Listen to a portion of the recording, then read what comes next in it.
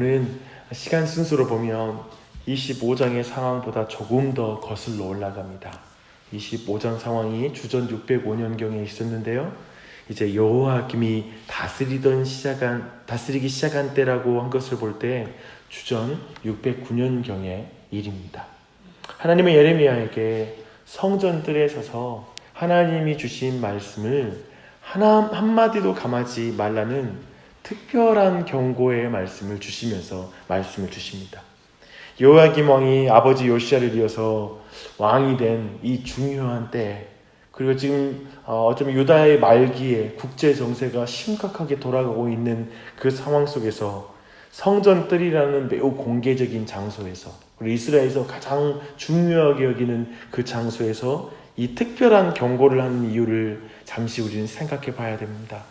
먼저 이 말씀을 여호야김 즉위 초기 그 초에 주신 것은 아마도 여호야김에게 특별히 기회를 주시려는 하나님의 은혜로운 의도가 있었을 것입니다. 그래서 여호야김이 이제 아버지를 이어서 바로 요 하나님의 말씀을 청종하는 일에 돌아와야 된다는 걸 분명히 강조하는 마음이 있을 것입니다. 이것은 여호야김만이 아니라 성전 중심으로 모이는 모든 제사장과 선지자, 그리고 모든 백성들, 그리고 이스라엘의 종교와 정치 지도자들 모두에게 주는 그런 공개적인 장소이기 때문에 그들 모두가 들으라고 하는 말씀이기도 합니다. 그리고 그 경고는 선지자가 이제 전해야 될 말씀들은 듣는 자에게 아주 부담스러운 내용이 될 것입니다. 그래서 가감하지 말고 이 말씀을 하나님이 주신 말씀대로 전해라고 이렇게 말하고 있는 것입니다. 선지자에게도 쉽지 않은 거예요. 이 예레미야에게도 어쩌면 이 상황에 그 성전 뜰에서 지금 하나님이 주신 말씀은 쉽게 전하고 정말 어쩌면 말씀을 좀 부드럽게 만들고 싶기도 하는 그런 마음이 분명히 있었기 때문에, 유혹이 있기 때문에 지금 하나님은 예레미야에게 분명하게 이 말씀을 그대로 전하라고 하는 것입니다. 생각해 보십시오. 이제 왕위를 이어받아서 의욕적으로 왕정을 펼쳐나가기 시작한 여호야김에게 이제 주는 경고의 말씀이 어떻게 들렸을지, 그리고 그 당시에 요시야 왕이 죽고 나서 위로가 필요했던 그 왕 국가의 지도자들과 정치 지도자, 제사장들, 그들에게 지금 오늘 말씀이 어떻게 들렸을지를 한번 생각해 보십시오. 그러나 선지자는 아무리 부담스럽더라도 하나님의 말씀을 가감없이 전하는 것이 바로 참된 선지자의 표징이다라는 걸 잊어서는 절대 안 됩니다. 이제 예레미야가 전했던 말씀 가운데 아마 듣는 자가 가장 거슬렀던 말씀은 7장에서 예레미야가 전했던 메시지와 마찬가지로 하나님의 말씀에 순종하지 않는다면 이곳 성전을 실로처럼 만들고 이제 이 성을 세상의 저주거리가 되게 하겠다라는 말씀이었을 것입니다. 이제 성전에서 이 메시지를 지금 전하고 있는 거예요. 성전뜰에서. 근데 이 성전뜰을 실로와 같이 만들겠다는 말은 얼마나 하기 힘든 말인지 모릅니다. 그리고 그 당시 그 자리에 있는 사람들에게는 얼마나 자극적이겠어요. 지금 눈에 보이는 그 모습을 보여주면서 이곳을 실로같이 만들겠다라고 말하니까 솔로몬 성전을 자부심을 갖고 있던 사람들에겐 크게 자존심이 상하는 그런 상황이었습니다. 근데 이 실로와 같이 하시겠다는 말씀은 뭐냐면, 원래 이 실로는 이스라엘 백성이 가나안에 들어왔을 때 처음으로 성막을 뒀던 곳이 바로 실로예요. 근데 그 실로처럼 하겠다는 말은 엘리 제사장 때의 이야기인데요. 엘리 제사장 때 그 두 아들, 패역한 두 아들이 블레셋과의 전투에서 언약궤를 가지고 갔다가 패하여서 언약궤를 빼앗기는 사건이 있죠. 그리고 빼앗기고 나서 이 실로도 블레셋 군대가 들어와서 완전히 깨뜨린 거예요. 그리고 그곳에 실로에 있는 모든 기물들을 다 파괴했습니다. 근데 그 당시에 비록 언약궤는 돌려받기는 했지만 이 사건은 이스라엘 역사 가운데 가장 굴욕적이고 치욕적인 사건으로 기억에 남는 사건이었습니다. 그래서 예레미야가 예루살렘도 실로처럼 될 것이라고 한 말은 지금 유다 백성들에게 깊은 상처를 건드리는 거예요. 역사적인 상처. 생각하기도 싫은 수치스러운 역사를 건드린 것입니다. 상처일 뿐만 아니라도 이것은 굉장히 깊은 두려움이기도 했어요. 생각해보면 언약궤만 있으면 전쟁에서 이길 수 있을 거야 라고 그 당시 사람들이 생각했었거든요. 근데 언약궤를 빼앗길 일이 절대 없다라고 생각했는데 언약궤도 빼앗겼을 뿐만 아니라 실로도 파괴됐던 그 사건은 이스라엘 백성의 신앙관과 신학관을 깨뜨리는 사건이었거든요. 즉 언약궤만 있으면 절대 망하지 않아 라는 생각을 깨뜨린 거였어요. 근데 그런 면에서 볼 때 이스라엘 백성과 유다 백성들 끊임없이 생각한 건 뭐냐면 저 예루살렘의 성전, 하나님의 언약궤가 있는 저 예루살렘은 절대 망하지 않아. 그리고 저 예루살렘 성전은 결코 무너지지 않아 라는 게 유대인들의 깊은 신앙이었거든요. 근데 어쩌면 그 일이 깨질 수도 있다라는 두려움을 주는 말이었기 때문에 지금 이 말이 너무나 듣기 싫었을 것입니다. 예레미야 선지자가 성전들에서 전한 이 말씀은 제사장들과 선지자들 그리고 유다 모든 성읍에서 예배하러 온 모든 백성들이에요. 그들이 이 모든 말을 들은 것입니다. 근데 이 하나님의 말씀에 대한 첫 번째 반응은 제사장들과 선지자들과 모든 백성이 지금 이렇게 말을 해요. 모든 백성이 일반적으로 보인 반응은 동일합니다. 흥분하여서 예레미야를 붙잡습니다. 그리고 내가 반드시 죽어야 하리라 라고 외칩니다. 죽어야 하는 그 이유는 뭐냐면 하나님의 이름을 빙자해 이런 말을 했기 때문에 죽어야 된다는 거예요.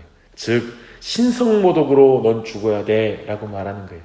이렇게 보면 마치 예수 그리스도께서 무리들에게 붙잡혀서 저를 십자가에 못 박으라 라고 외치면서 그리고 그 죄목이 신성모독이다 라고 말했던 그 예수 그리스도의 고난을 연상시킬 정도로 심각한 그런 말씀에 대한 반응을 지금 경험하고 있습니다.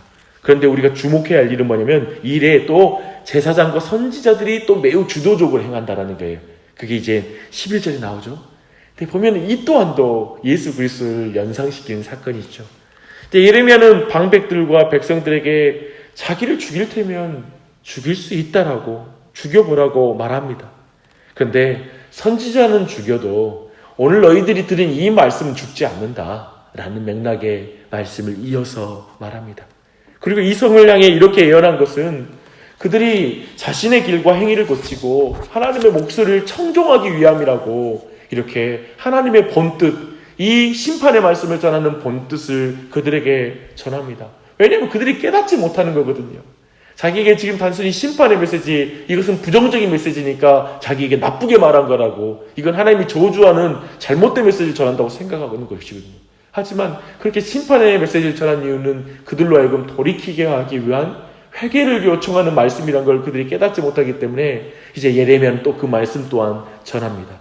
이 말씀에 대한 반응은 내일 말씀에서 살펴볼 것입니다.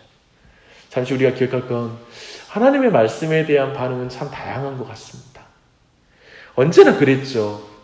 그 말씀으로 인하여 삶을 얻고 위로를 받으며 소망을 발견하는가 하면요, 때로는 그 말씀을 듣기 싫어서 그 말씀을 전하는 사람이 미워질 때도 있습니다. 하나님의 말씀은 부담스럽습니다. 하나님의 말씀은 때론 우리의 가슴을 폐부를 찌른다라고 히브리서 4장 12절을 말하고 있습니다. 너무 아픈 말씀이지만 우리 모두는 그래도 그 말씀을 들어야 사는 것을 믿으십시오. 청종해야 생명을 얻습니다. 여러분은 여러분의 자존심을 깎아내리고 여러분의 가슴을 찌르는 하나님의 말씀을 들으면 여러분은 어떻게 반응합니까?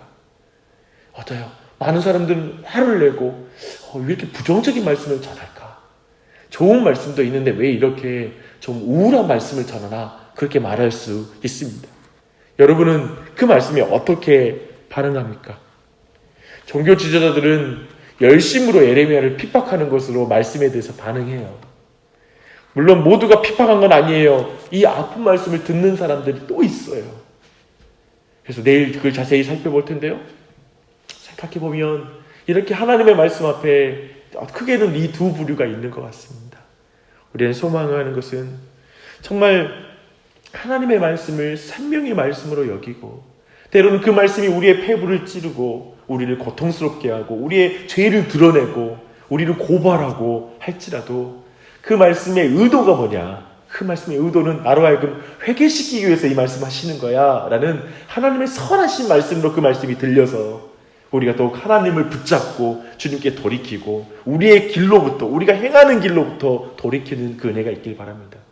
우리가 죄로 갈 때 그 길로 계속 가면 마지막이 낭떠러지예요. 그렇기 때문에 그 길로부터 돌이켜야 되는 것입니다. 정말 우리가 세상의 말을 계속 듣고 가면 세상이 결국 맞이하는 곳에 도착해요.